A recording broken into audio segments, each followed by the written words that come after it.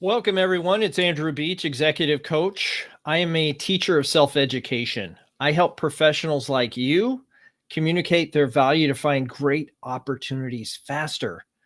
That's through personal branding and effective networking. Welcome. It's Career Happy Hour. Let me know in the chat where you're joining from and whether or not you can hear me. That would be great. I'd love to see where you're joining from, if you can hear me and that sort of thing. Welcome, everybody. It's Friday. I'm here every Friday, 3 o'clock Pacific time, to answer your career coaching questions, whether you're looking for a promotion, if you're looking to go from being unemployed to employed or changing careers or anything of that nature. It doesn't matter your status or walk in this career journey. I'm here to support your success. And so is this community, actually. This is a community, and we're here to support each other. So if that's you, please, by all means, put your LinkedIn profile in the chat. In so doing, your LinkedIn profile serves as an opportunity for people to reach out to you, submit a connection request, and actually you're open to them having a conversation, a dialogue verbally offline, so that you can actually execute the networking part. I think we all need to, we all know we need to network. And sometimes we just don't know how to network or the easiest way to go about it. So this is a community here, ready, willing, and able to support each other. So if that's you and you're here for that purpose, then great. Excellent. Welcome, Doug, Terry. Good to see you. Let me hang on a sec here. I need to get a link for someone here in the chat so that we can get on the right place. There we go. That should be the right link there, Kevin. Sorry about that. Unless you want to come on live, I'm willing to do that. So if you're that person and you have a question for me or for the team, by all means, put your question in the chat box and let's get an answer for you. Let's see what we can come up with. Use the hashtag Career Happy Hour if you feel so inclined. You don't have to do that. And then certainly we have live coaching. If you go to the description of wherever you're watching this session, you will see a link in the chat that will allow you to join. And so since I don't have that, let me see here. I'll go ahead and put that in the chat here on LinkedIn because that's where most people are joining from. And therefore you can have that available to you. Good. So what am I thinking today? What are my thoughts? Well, I've been thinking a lot this week about difficult conversations. And by difficult conversations, I mean anything that makes you the least bit uncomfortable. That could be vaccines. Okay, so maybe you're looking at a new opportunity and you get through the interview process and all of a sudden you get an offer letter, but that offer letter is contingent on you accepting a vaccine. Would you do that? And how are you going to handle that conversation? What about, drug tests? You know that perhaps in your recent past, you've been in a position, and it's legal in many states to have certain substances, but that doesn't stop companies from still doing pre-employment drug screens. Are you ready to have that conversation? Difficult conversations. What about conflict in the marketplace, right? And you have certain feelings about one side or another of a certain issue, and you think that people are taking the other side, and that's preventing you from getting opportunities that you like. I know that it's happening in our household, and I don't know if it's happening in yours or not, but how are we going to approach these difficult conversations? And if they're a surprise, right? To us, sometimes they're a surprise. And if they're a surprising conversation for which you weren't prepared, I believe there's an abundance, a safety in an abundance of counselors. And that means if you have any topic for which you have concern, you ought to lean into a community like this to find answers. This is a safe, I don't want to say safe space, but this is a community upon which you can rely if you have difficult questions, if you have situations that are not, how would you say it, easy to digest. And if that's you, then by all means, Lean into other people here. Connect with them directly. This is a community.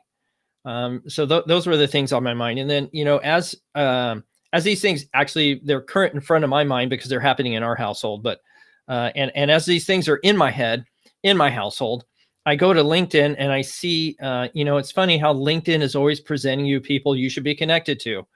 Well, the person they suggested I should be connected to is a former boss of mine, actually the one that laid me off from a prior company. And I look back at that and I say to myself, I know I shouldn't bear any ill will. It was so long ago. I know that I shouldn't have arm's length relationships with this person. I think I should be open to and have the capacity to be a bigger person. But it's hard for me. I don't know if you've been there or if you've had situations where it was hard for you to have those kind of conversations with people that, in your perception, was either the bearer of bad news or the person that instigated it, or perhaps did you wrong in some way. I have a couple of instances at the top of my mind that I can think of where that happened. And that can impact your mindset. Generally speaking, your mindset is what matters in search. If you're looking for a new opportunity, being engaged and honest with people around you may mean that you don't get certain opportunities. And how do we keep a diplomatic approach front and center? So that's something to think about. But I mean, I can assure you it's probably a good idea that each one of us perhaps have an employment attorney that we know. And so if anybody knows an employment attorney, I would be really excited to have a good employment attorney. I'd be excited to have you send me that by LinkedIn message. That's just a side note. But each of us should have one of those. Good to see you. Sherry's here. Good.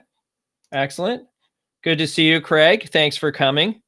It's a new minute, a new hour, a new day. Yes, sir. Yes, sir. Yes, sir. It is a new opportunity, right? To begin again more intelligently, with new passion and verve, if you will.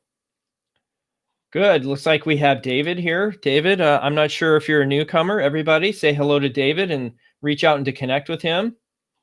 Alan's here. Excellent. Looks like we have a, wow. Awesome. Sounds like everybody can hear me. PDX Terry Smith. Good to see you. Awesome. Wow. So is there any questions, any topics on top of mind that anybody wants to address today? Go ahead and put those in the chat. I'm happy to answer. Again, I'm here every Friday, 3 o'clock Pacific time. I know that I could do 1,000 other things, but I feel, I don't know if I feel obligated. I feel inspired and wanting to be here among this community that we're creating called Career Happy Hour.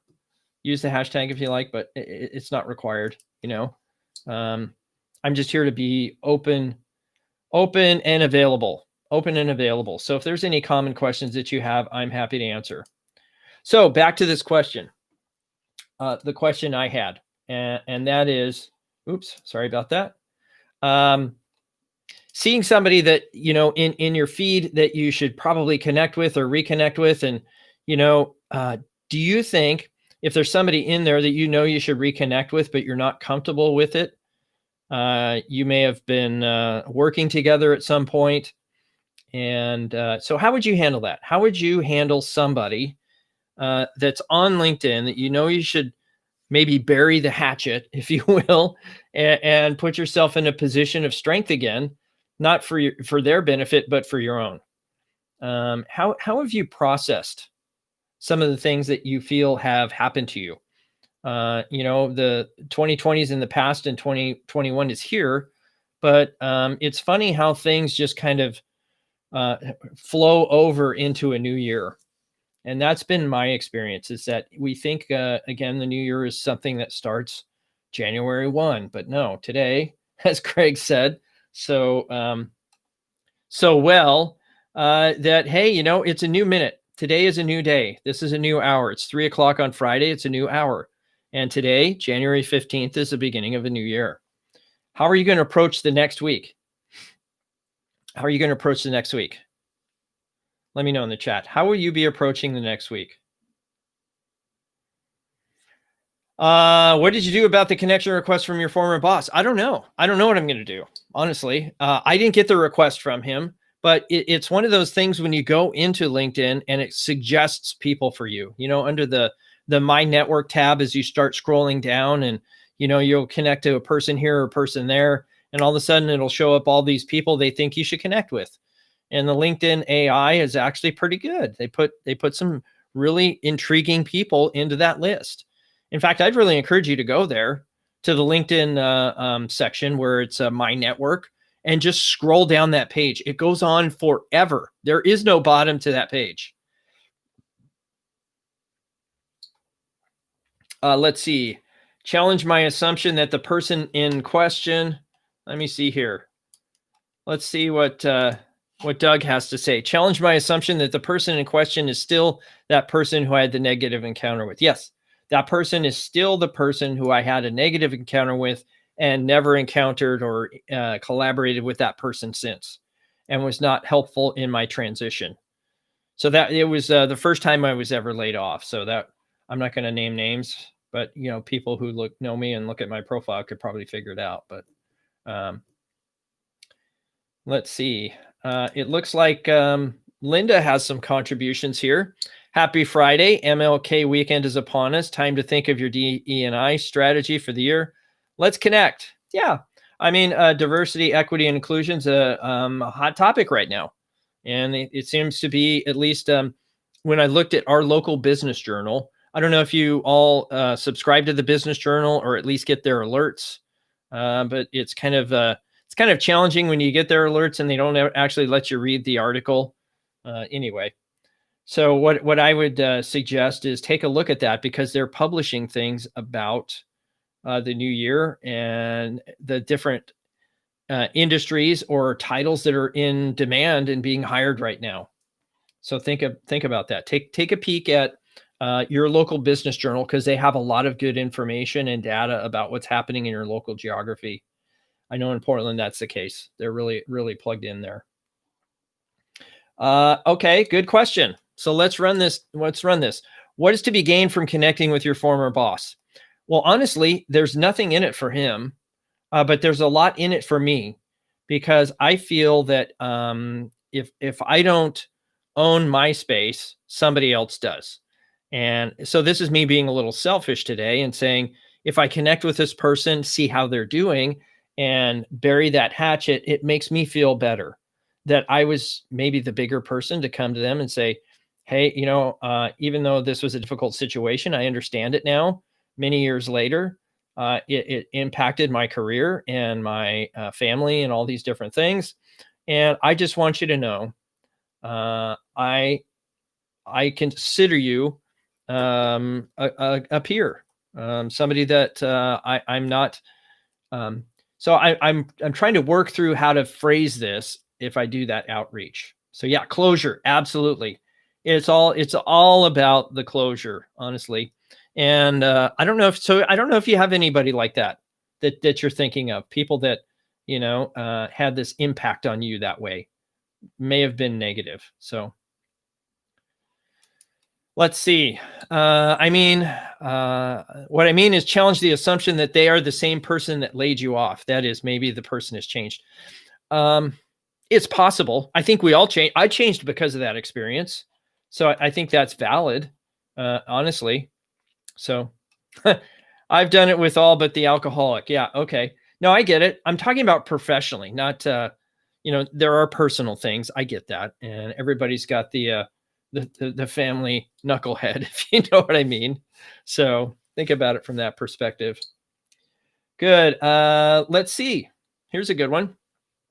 A friend asked me about an employment issue. Does her medicinal marijuana violate her potential company's drug test? She said it's her medicine and not a drug. I had no idea what to say. I came on late about the employment lawyer. Yeah, I don't know the answer either, honestly. I have dealt with several candidates that have had issues with this and concerns.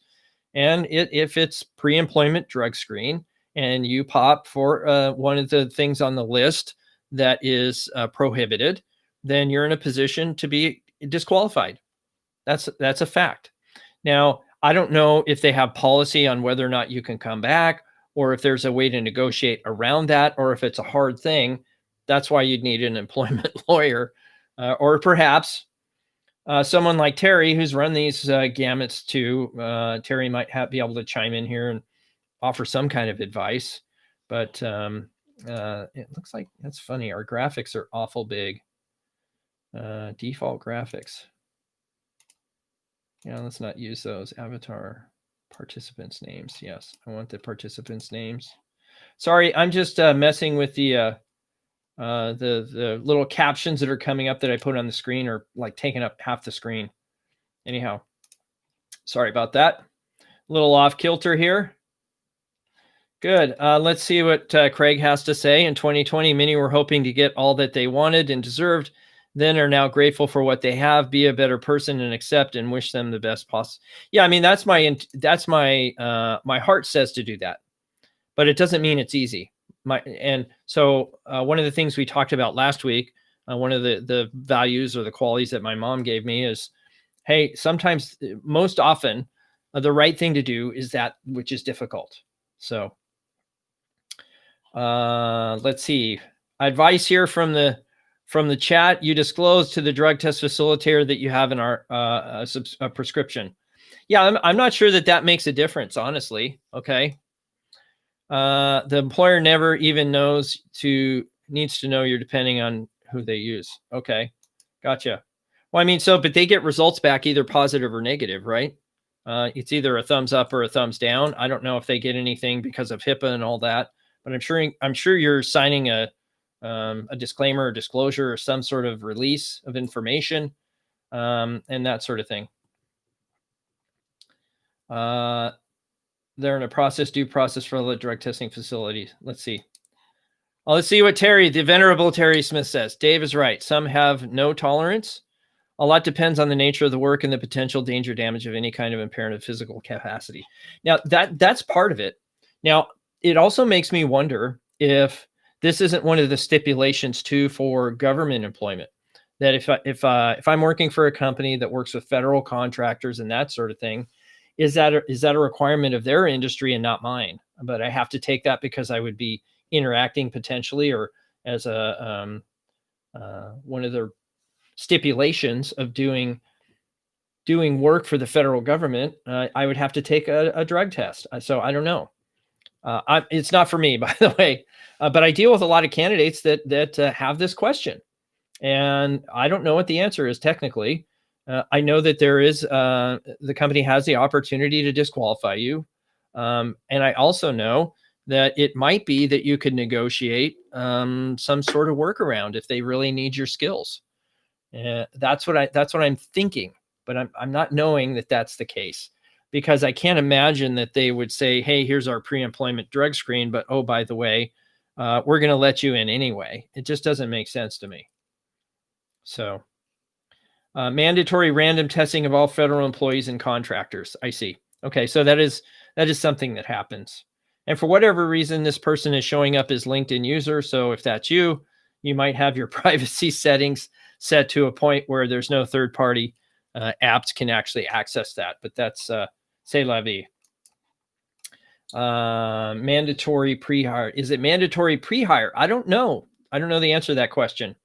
So I know that a lot of our candidates face those kind of questions and they come up. And so here's the other side of that, is that if you're say taking, and I'm not familiar with the science behind it or the how the chemicals work or how the tests work, but if I'm taking something like CBD that doesn't have the THC in it, does that still show up in the test? And I mean, I wouldn't want to consume it, but the THC, but if I thought a CBD oil or something would help a medical issue for me, then I might take a look at that. But I don't know how that impacts. And if you're all in a transition, sometimes you're leaning toward the substances. I know I have a proclivity for food and alcohol, but when I get in there at times of stress, and we all get in times of stress, we lean into those things, and that's natural. I'm not denigrating the efficacy of a diversion like that. Certainly, it doesn't do good things for your health, but I would be interested to know if you're in that space, if you could abstain, right? So my advocacy would be, if you know that that's potentially going to be an issue with any of the employers you're going to interact with, and you're in a search process, you abstain until after you get hired, and that sort of thing. Good. CBD is not measured. So there is somebody here, a subject matter expert called LinkedIn user that for whatever reason is not showing up their name, and that's fine. Says that CBD is not measured. So I don't know. Sometimes these career happy hours kind of go off on a tangent, but these are, part of this is just me sharing things that were front and center during the week. And this week, the first one was vaccine, right? The stipulation that you must have a vaccine to be employed at a place, which seems to me not to be right. I'm not going to judge efficacy of vaccines or whether or not they're right for anyone or not. That's not my decision to make, but I'm questioning the approach. So shift supervision of 16. Sorry, I'm on my phone. My name isn't showing. No, Scott, your name is showing because you can see it on the screen. It's the other folks that aren't showing, and I don't know exactly who they are. So, oh boy, this is going to cover up the whole screen. Hopefully you don't miss too much of my face, but good. Back to the first comment. It depends. It brings to mind two people from my work history. One was a manager during a layoff who was required to let people go, but he did it with the compassion and help people. I have no problems reaching out. The second person, and I'll have to go back over here, was just a bad individual for a number of reasons. No way would I involve myself with that person, even on LinkedIn. Yeah, I mean, this, so let me put an asterisk there. If someone's damaged you in that way, I would agree. Don't go that way. But if this was a person that was just the bearer of bad news, and they were struggling to deliver it as much as you were to receive it, but nothing happened after that, and you don't know, and you just carry that around as a presumption that this person isn't somebody you want to be in touch with because they delivered the news. Not that they made the decision, they delivered the news. So once I've started doing notifications for some companies I'm associated with, to people being laid off, I got it. I understood it, right? That some people are there to deliver the news, and they're the convenient target of anger, frustration, disappointment, anxiety, depression, right? They're the target of what happens. Don't know why it's not showing. I was an HR consultant, had to answer all these questions every day. Yeah. So if that's you, I mean, there must be something in your privacy settings that you don't allow your name to be visible to third-party applications like Restream. So that's what I'm seeing on my side. I'm not in the LinkedIn chat. I'm on Restream. So I see secondarily the chats that come in from LinkedIn and Facebook and Periscope and also YouTube. So we're multicasting today, just so you know. Good. So we do have some expertise in the house. I'm appreciative to have that. So the second part of this is vaccines. And so I started thinking to myself, I think I'm going to go maybe donate some blood and see if I have the antibodies. And not that I'm a person that's looking to, I don't have a need to have the vaccine. I don't believe my company is going to force me to have it. And if they did, I would make accommodations. So that's not an issue for me. But there are people I'm running into that have issues with their organization based on the type of work they're in, where they're almost required, whether it's in healthcare or education or what have you, to have these vaccinations. So good. So I mean, drug testing is one side of it. So I thought it was kind of in that same space, let's call it healthcare, or certainly something that could be directly related to your capacity to perform on the job. But how do vaccines fall into that? I think we're in unprecedented times where companies are being given, I say companies in general, but generally speaking, those industries where vaccines are required. So giving blood, evidently, and I don't know if any of you have done this yet, they do a test for antibodies. And so if I have antibodies, then why would I need a vaccine? And so now I have more standing. I don't know how, and so I don't know how that works. Do you really have to divulge?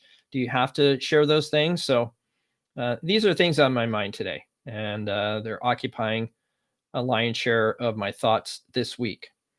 Is now that we have these vaccines, and what does that mean? I mean, you know what's funny, Terry? I don't know if you remember this, but early on when we did that interview about COVID and what it means, and is this going to create a rift among coworkers? One's got it, one doesn't. Are they going to be discriminated? We didn't make a flippant comparison to HIV, but it could be put up there that some people will be persecuted for taking or not the vaccine. And you could be on either side of that argument, and someone is going to persecute you for it. So yeah. Hi, Vimal. Good to have you. Happy Friday. If you guys have any questions, that's why I'm here. I'm not here to share my tales or my tangents, if you will, and maybe you appreciate some of those and maybe you don't. But I'm really looking to see your questions. What's front and center for you? It's a new year. I think there's increased opportunity, but I don't think there's, I'm not getting a feeling that there's an avalanche of opportunity. I see more opportunity, budgets opening and things happening, but I expected a lot more. But yeah, it is a hard challenge, Terry. I appreciate that. Thank you. Yeah, it's something to think about. How is this going to impact hiring processes? What side of that coin do you want to be on? And are you asking relevant questions during an interview to know whether or not their values in alignment with yours? That's something that I would certainly advocate. Good. Thank you, Teresa. Thanks for sharing your LinkedIn profile there. Yeah, if you want somebody to contact you, connect with you, and you're willing to have offline conversation, just say, hey, I was on the Career Happy Hour with Andrew. I saw you put your link in there. It means you're open to connect and have conversation. So I will reach out to you and have that conversation. Awesome. Good. Anybody else have a question? Or do you want to come on live? Again, I'm here for you. I'm not here to talk my own ears off, if you know what I mean. So I will, I'll put the link in the chat here on LinkedIn again, and see if we can't get someone to come on live. Let's see what it says. Join live now. Free one-on-one coaching. Okay, there you go. Good. Kasha, good to see you. Welcome. Deborah's here. Leif is here. Good. A lot of good people here today. Welcome. In fact, you know what's funny? I can have up to 10 people in the stream. So if we want to get 9 other people, I can bring you on, and we can have a round robin on some of these topics. So good. So here's the case study, right? You know what's funny is that we're running a case study here today, aren't we? Here's another challenge. You're the head of HR, and it comes to light that one of your employees was in the halls of Congress creating trouble last week. What do? Most of those people are being terminated. And I think it's a tragedy without due cause or due process, but it's okay. I mean, if you're in an at-will state, that's what you get. There's no obligation on either side to stay. So, and so what is, so here's the thing. These are questions that you can ask at the interview. So if I'm going to the interview and I have a way I think about that and how it should go down, I'm going to ask that hypothetical and see how they respond. Situationally, I'd want to know, is this team or this leader or this organization going to go that direction, or are they not? So good. Looks like David's in the waiting room. I don't know if David's coming on. I don't see a camera activated there. Maybe that was an accident. Let's see. Finally, a question. Thank you, Richard. Oh, boy. Okay. How important is it for the LinkedIn background picture to have some sort of linkage to one's profile, i.e. a picture that has meaning and is relevant? Yes. So the background image, in my view, is a giant billboard. Now, that doesn't mean it should be chock full of stuff. It does not need to be distracting. So what I can do, I can actually show you, you've probably seen my profile. In fact, I'll go to my profile real quick. And I can show you what it looks like. My background image, that is. I created it in Canva, canva.com. So let me click out of that. Here, I'll go ahead and share my screen. Hopefully this won't let me down. There it is. Share. Okay, good. Now, I think you can see here that there is a background image on my profile. And one of the things that's aligned with my brand is I served in the Navy as a navigator, a quartermaster. And I really enjoy maps and navigation and making sure you chart safe passage. And so that's part of my brand. And so I like to put things like lighthouses in my brand. So I took one image with a lighthouse, put that as part of my brand. You can do this very easily in a tool called canva.com. It's free. I got that image probably off of something like Pixabay. In fact, I've done a whole YouTube video on this. So if you want that, by all means, go ahead and find for yourself. Let me see if this works. There we go. Well, why doesn't it won't let me do that? That's funny. Oh, here, let me try this. Is that better? There we go. Okay. I know I'll figure out this technology at some point. But I use canva.com and I just very simply put my area of expertise. And what that means is I decided what it is I was good at. I like understanding people and then teaching them to confidently communicate value. It's one of the things that I introduce myself as when I come on the live streams, and that's how I approach it. So, and you can do this on Canva. So I could probably show you how to do it on Canva, but I've also got a how would you call it? I've got a YouTube video on this whole thing. So I'll go find it and I'll share it with y'all. Oh, I need to go to my videos. Good. Any other questions here? Okay, good. I would investigate. Yeah, if there's any kind of idea or thought that somebody was part of that and they committed a crime, that would be bad news, right? But the idea behind our system is that, hey, you're innocent until proven guilty. And even if you're associated or attending, doesn't mean that you actually did something wrong or bad or illegal. So, good. Great. Okay, Terry, I would do whatever it says on the pre-established handbook and policy that you should do. If they don't have any of that, I would isolate because they were knowingly at a super spreader event. Yeah, I mean, certainly you can encourage people to do certain things. I'm not one to say that HR is my friend. No offense to folks in HR. HR is there to mitigate risk and to protect the organization in most cases, not all cases. The folks that are in the strategic side and have a heart for the people are the ones that I gravitate towards. And my hope is Terry is that person. Good. Let me see if I can find background. Background image. Yes, LinkedIn background that rocks. I probably need to update this because LinkedIn has changed their. Let me copy this. I'll copy the video link and put it in the chat here so you all can have it. And so that went to there. And now I need to come back to LinkedIn. Goody, goody, good. There we are. Let's go there.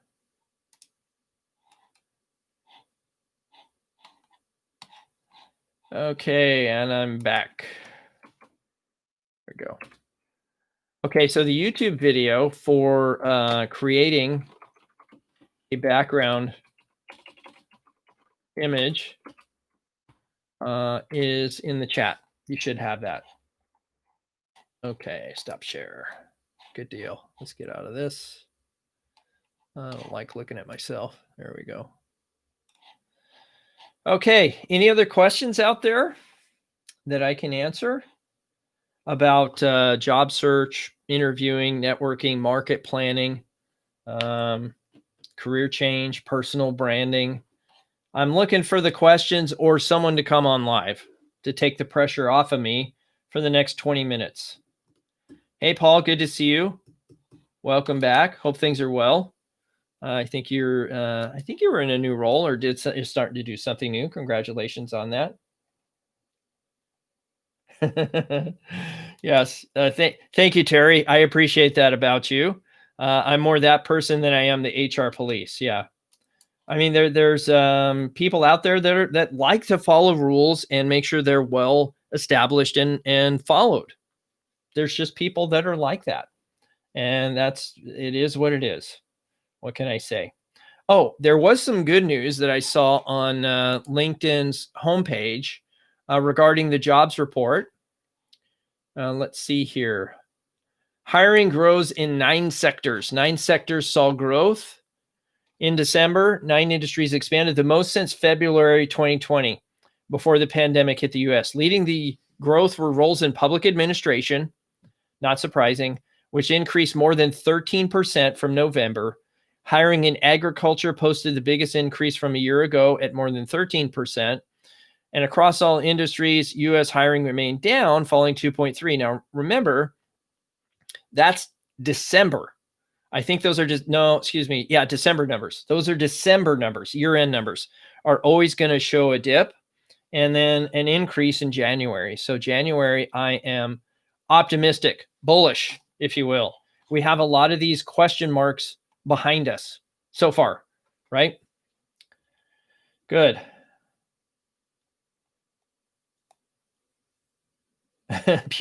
Yeah, HR police. I like it. Can you please show us again how to drill down to send a direct email if you don't have premium? I don't know what you're talking about. I didn't show that here today. Good. Yeah, Terry, if you want to come on live, you're always saving my bacon.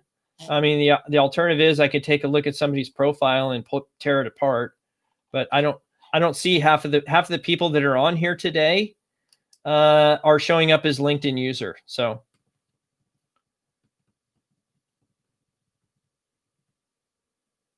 anybody want to come on live or not? It's up to you. I'm just looking for questions. I need questions to answer. I don't come here just to stare at the screen and look at myself. But yeah, I mean, if somebody wants to come on live, looks like Terry has some topic he wants to cover here today. Reference checks. Okay, let's talk reference checks, Terry. I'm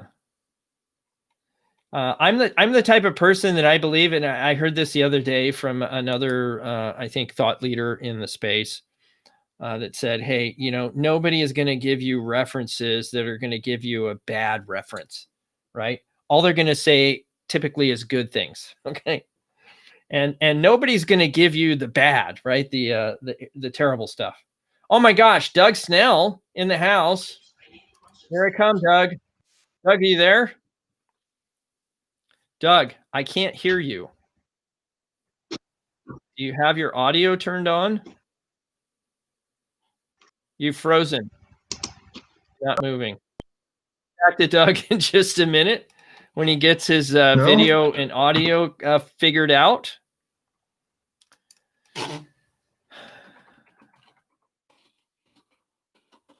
You may have to close your LinkedIn window if you have it open. Yeah, and Terry, if you want to come on, maybe we could do a trifecta here or even more. You can't find it. It's in the description of the stream. So if you go up in the top of the stream and click see more, you'll see the link there. Join the stream live link. I think it's the first link if I'm not wrong, but I could be wrong. I've been known to be wrong. I still don't see Doug moving. He might have some latency bandwidth issues on his side. So if you are ready and want to come on, there is a private chat inside the back room. Let me see if I can find it yet again for Terry. I don't see that you're seeing my chats there, Doug. Okay, here we come. Here we come, Terry. One more time. There we go. I'll put it over here. Awesome. Good deal. Kasha's here too. Wow. Let's try Doug again. Doug, are you there? Doug, can you hear me? Yeah, I'm here. Can you hear me? I cannot hear you. You? The volume turned off or something. Let me see if I've got my that's the mic settings. Let me check my say something, Doug.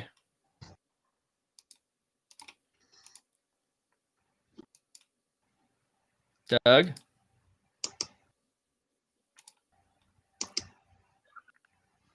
Doug?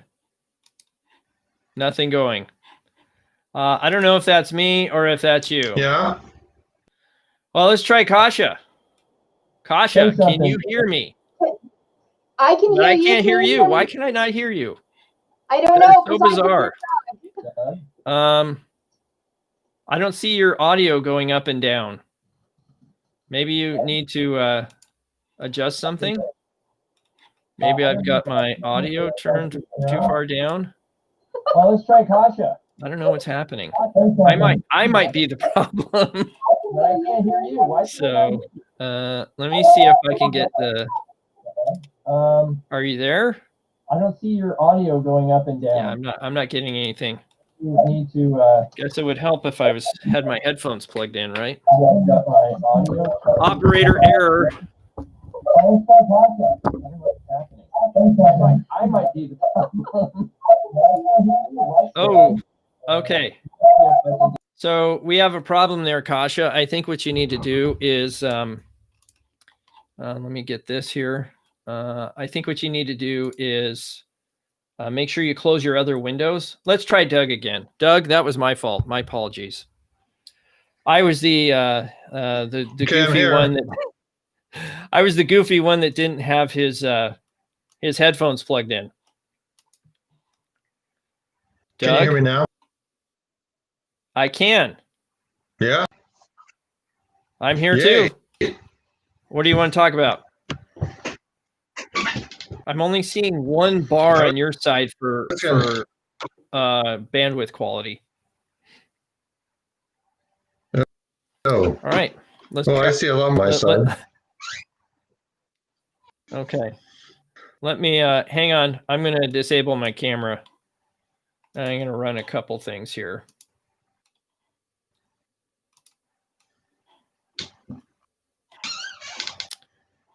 Okay, let's see if this works now. I got to pick the other camera. Let's just go with the green screen. Can you hear me okay? We're getting some kind of latency on your side. Yeah, because there's about a 6-second delay. So if you have a LinkedIn window open, I would close that. Okay. So I came on because I thought Terry was coming on, and I think I might be one of those HR police that believe that you need to have policies and then adhere to the policies that you've already disclosed to the employees. Right. So I wanted to be the other side of whatever he had to share about reference checks, because I used to do them for a living and am dying to hear what he thought. Okay. Well, I'll bring him in.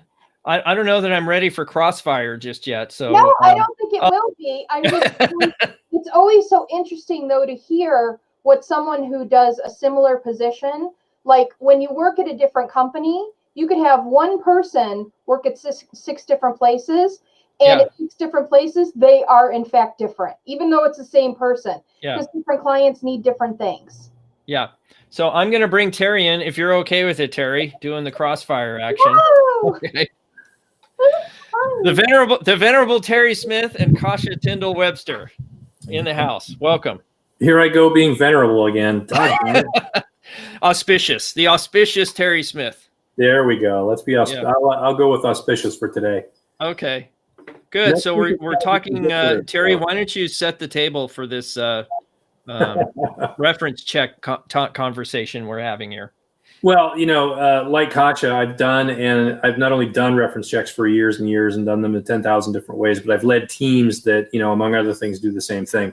And so I just had an interesting experience today with an organization here in Portland where they've actually asked, so I'm into an interview loop here, and they've actually asked for the reference material in the form of an automated survey as the interview process is proceeding.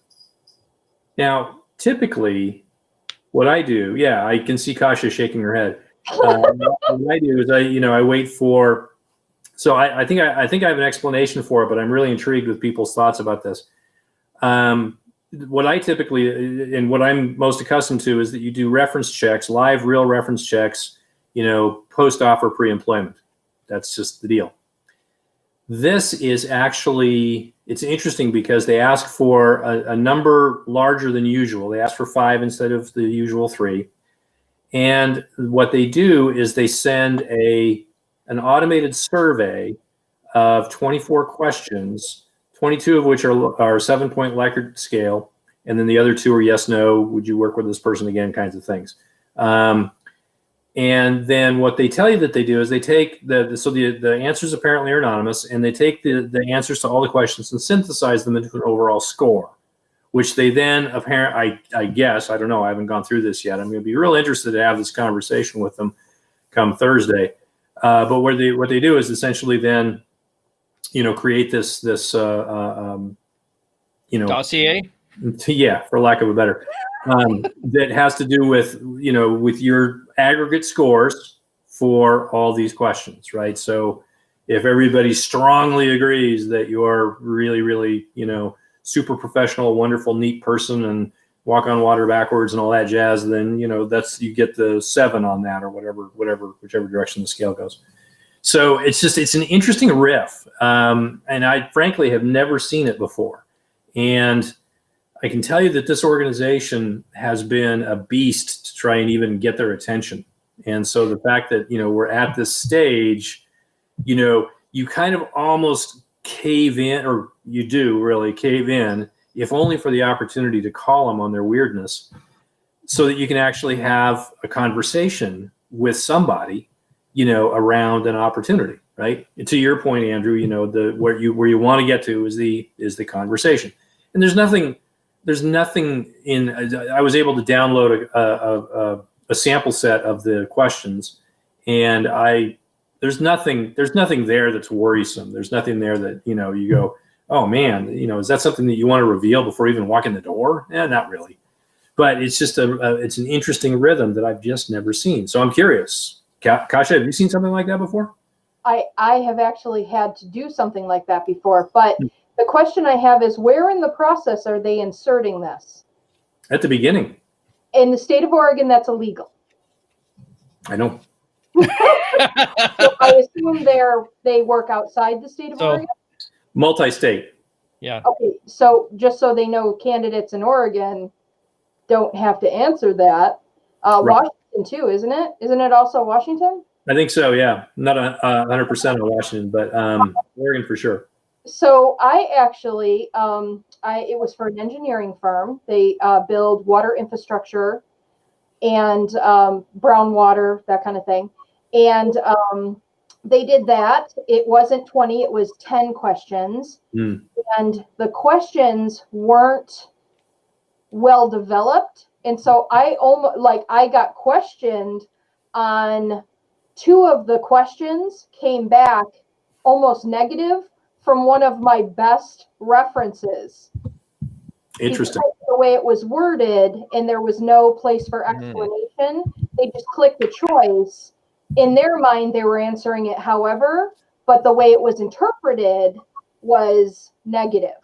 So thankfully, I had already temped there, and so they came and they asked me about it, and I'm like, I've been to his kids' bat mitzvahs. Like, there's no way he said anything negative about me, because I knew exactly what they were talking about. But so I think that people embracing technology is amazing. I think Survey Monkeys are a very powerful, amazing tool. I think 5 questions is a great idea. I think 22 is redunculous, as I believe you do. And I just, people don't have that much time. I think they've increased the chances of people not following through by the quantity. Density is never your friend. I don't mean to interrupt you, Kasha, but I think you hit the nail on the head right there. I think there's and again, without, talking about all the other, things that have occurred in the process of working with their system, I think you made a very salient point right there, is that there's an abandon rate based on, the greater complexity of the thing. Now, again, while you were talking, I was just reading through the list of questions, and on a 1 to 7 Likert scale basis, you can blow through those in a matter of a minute and a half. I mean, they're really, really simple questions. It's not anything that is going to be but you're committing to a lot. It's not the time. Yeah. It's the commitment. 5 questions. Are they rehireable? Would you want to work with them again? Your basic. That's one thing. Getting into salient details is a commitment for some people, and that's a lot of commitment. You're kind of asking them at that point, are you willing to stake your reputation on them being a good employee for us? And who in their right mind would want to answer that? You could I say, would. Well, and I would. If somebody asked me to serve as a reference, I would absolutely do that. Yeah. I mean, I'm with you, Andrew. I mean, if somebody said to me, and I talked to everybody that I put this, or everybody that I wanted to participate in this, I asked them and said, would you be willing to do this? Here's what it is, right? And everybody said, heck yeah, I'll do it. So, I mean, there's that. But there is, but there's a lot of psychology with the difference between having a conversation and people making decisions in the privacy of their own home. Correct. That's what I'm saying. I would commit to, yes, I would be happy to work with them again. And my opinion is they will be great for you, but I'm not going to commit to what they're going to be like 5 years from now. And if it's anonymous or something that came directly to me and they were a so-so. Is that really the purpose of references, though? I mean, I look at this much like I do, what would my mom say about me? Right, if but somebody that's asks, only if is that she's not going to say anything negative about me. Right, but a lot, anybody. you would be, so Andrew, back to something you said right at the beginning of this. Yeah. You made a broad statement that, of course, who would give a reference that would say something bad about you? I can tell you from working in food manufacturing just in this state, a lot of people. Yeah, I cannot tell you, Terry, how many times have you checked a reference and they're kind of wondering why you're calling them? Not many, couple. So it happens, is what you're saying. Mm-hmm. Okay. Well, yeah, it can. Yeah, and I just don't imagine a majority of references are going to be negative. I just don't imagine that. And so if I'm getting down to the point where I have a finalist and I know this person can do the job and I'm confident in it and I've got third-party validation or I know them personally, why would I even pay attention to those? I probably wouldn't. Again, it's just something that not to say that the HR police isn't valuable, but it's just something I have to put in their file. It just has to be done as part of the process. The only reason I push back on that at all is because I had not one, but two examples where someone was not rehirable, like by policy. One was theft and one attacked another employee, and someone called us for a reference. And all I can commit to legally is if they're rehirable or not. So that's the only reason I push back. I think that references are amazing. I worked very hard. I'm not talking from a corporate perspective. I'm talking from a candidate perspective. But sometimes people just call, is what I'm saying. I understand you're supposed to only call the list, but some companies don't. I get it. I get it. I'm talking candidate perspective here. Yeah.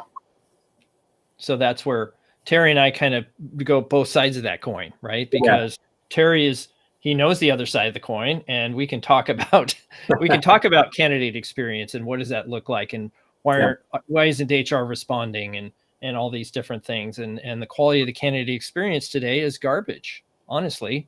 Yeah. And it's something that needs to be called out, and something needs to be done about it. Yeah. And I'm here to sound the siren.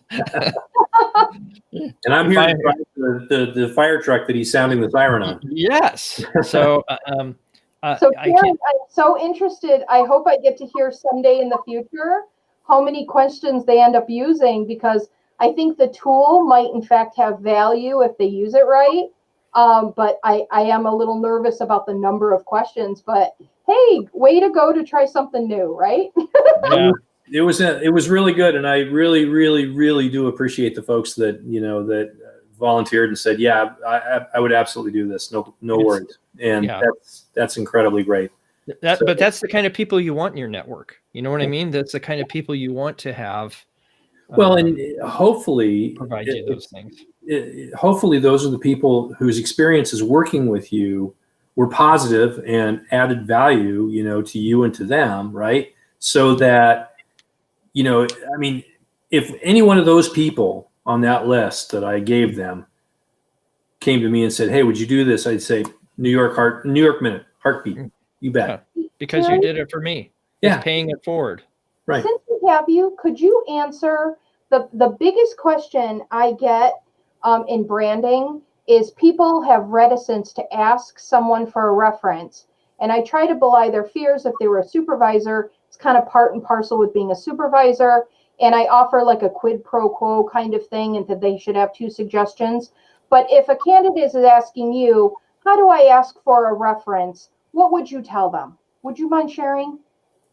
What would I tell them? You mean in terms of how to go about asking the question, asking for a reference? Yeah, how to ask some third party. How do I approach someone? How do I ask them for a reference? Like, what wording do I use? How do I ask?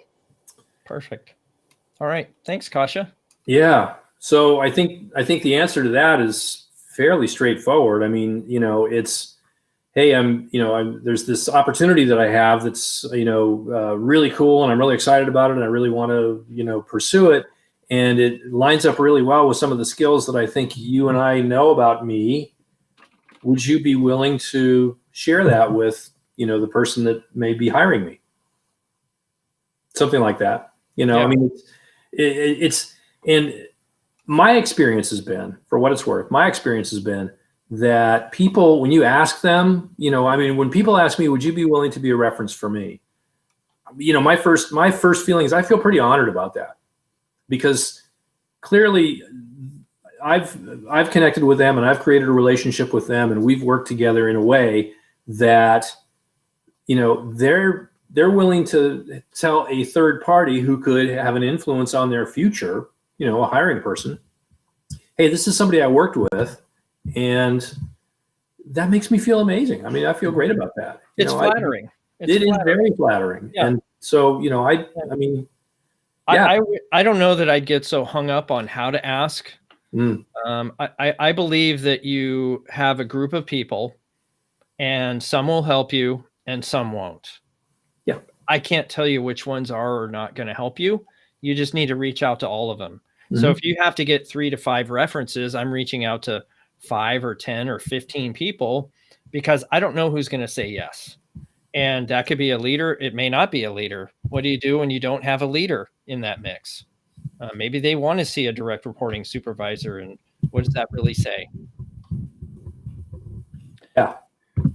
Yes, of course. It looks like Craig is here. Should we bring him in? Yeah. All right, let's see what he has to say. Craig. The Trace Amigos. Hey, buddy. Happy New Year. I apologize. I'm not camera ready. My stylist wasn't available today. So, yeah, I have the ball cap and the T-shirt. My No, stylist At least you're repping a brand, you know. Yes. It's back to front. I forget. Yeah. No, I would never do that. I have a question. It goes along the same lines of what we were discussing. One of the questions is, you kind of answered it, but I want to clarify. How many references should you be getting? And is that up to the hiring company? And the second part of that question is, I think you answered it again, it should be a supervisor. And the third part of the question is, does that supervisor still need to be with the previous company, or could they have been a previous supervisor at that company? You still get faxes over there? That's crazy. No, that's my landline. I still have one of those old things called a landline. Does it go like this? A rotary phone? Or do you have to turn it like this? I remember hating anybody that had a 9 in their phone number. Oh, that's great.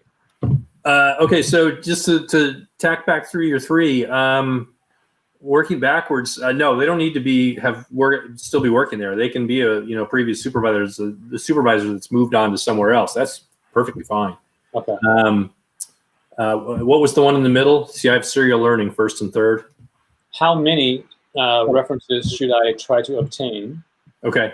Well, there's sort of it's kind of like the 2-week notice thing. It's more of a rule of thumb than an actual rule. But there's a rule of thumb that says 3 is kind of the right number. The example I gave today was 5, actually, which was why I was saying it's a little bit unique. But the key to it, though, is an odd number, right? Because in the event that you get kind of 2 slightly differing sets of feedback, you want to have a tiebreaker. And it may not be that they're that different, but, they could be 2 people that speak to 2 completely different parts of your career or your background. And so you want a third person that maybe can either confirm or attest to one of the 2, or that can support in some way both, right? If they're remarkably unique and different. Okay. And then the first one was what? See, I'm seeing your moment. I think you answered all 3. The first one was how many. One of them was, does it have to be a current boss, or can it be a previous boss no longer with that organization for the last company that I worked for? I think you answered them. Okay. The other question I had, which was not related, it has to do with relocation. So I was on a call with a company today, a recruiting company, and they asked if I would be willing to relocate. And it's not that I'm not willing to relocate, but I wondered, as part of the negotiation, have you heard of negotiating, like, I would be willing to relocate or revisit the relocation in 12 months? I guess it's up to the company to determine whether that's a deal breaker or not. Right, you're spot on, and that's an entirely reasonable negotiating strategy. If you can execute the work in a remote basis, and you can demonstrate that, and they, and they're willing to have that conversation, why not? It cannot hurt you to ask. And honestly, in the current environment, I don't know the details, so obviously I can't speak to it, but my question would be, well, shoot, you're going to relocate so that you can't go into the office? Yeah, I don't know. I'm the type that I like to ask a follow-on question rather than answer yes or no, and that is, what are we talking about here? Is this recruiter just placing for a number of different firms, and I don't know who the principal is? In which case, there's a little toggle switch in their database that says, is this guy willing to relocate? I see he's located in Portland or wherever. Is he willing to go to Salt Lake? Because we need somebody there, right? Yeah. And so you have to be, how would I say, you're going in a database somewhere. Yeah. and it could be a toggle switch. So I just say, hey, tell me more about that. What does that look like? In what circumstances would you relocate somebody or need to relocate somebody? You know, that should have What been are my, you talking about, right? that should have been my sales muscle kicking in, but it didn't quite kick in at that moment. So I appreciate you recognizing that. Tell me more about that. Yeah. No, that's a really. What's the question behind the question? Yeah, because sometimes we're just because they're zinging us with questions, we're inclined to answer. And Correct. the challenge is once you get in an interview and you've established that rhythm, it's hard to break out of it. So don't think that that's not normal. It is. So Well, I don't have any more questions for now. I know we've gone past the hour, but oh my gosh, what am I going to do, Terry? Oh no. Let's see. Should I open the Opus One, or should I just take one of my daily drivers out? I don't know. Anyway, probably a daily driver. No, I'd go Opus One. It's a it's a big weekend. It's it's a Opus One for sure. Holiday? I don't get a holiday. Who gets a holiday? Good point. Every day is a holiday. It's an opportunity for observation of reflection. Yes. And reflection. Yes. And words to live by. Right. Yeah. Just to be platitudes. Right. Good. Well, thank you guys for coming on. Yeah. I do appreciate it. I hope you have a great weekend. You too. See you next Friday, maybe. Sorry for all the technical difficulties with the guy who didn't have his headphones plugged in. So, all right. Take care, guys. We'll see you. All right. Thanks for joining us this Friday. Looks like we have some additional questions. Wow, there's a whole bunch of questions in here. Sorry, I missed some of these. Question in the chat regarding LinkedIn. Are you able to search for contacts by selecting company and education at the same time? And the answer is yes. You won't be able to see, though, what degree they had when they graduated or that sort of thing. But yes, you can filter by university and by company, both present and prior. So there's the cool part is you could have in the advanced filters, it's called the all filters under people search. You could have the opportunity to put in those filters and find those people. Absolutely. Thank you for that question, Margaret. Let's see what else we have here. Sorry about that. You can hear. I just couldn't hear me. I couldn't hear them, I guess. Anyway. Yes, there's certain people you stake your reputation on. Let's see. Yes. Okay, great. I'm going to call it, folks. We'll see you next Friday for Career Happy Hour. Invite your friends. In fact, there's a little share button down below. I'd really appreciate it if you just share this out with your networks and let them know, hey, here's a cool thing that happens every Friday. All right, take care. Be well, stay safe. Wear your hands, wash a mask. We'll get through this. Be well.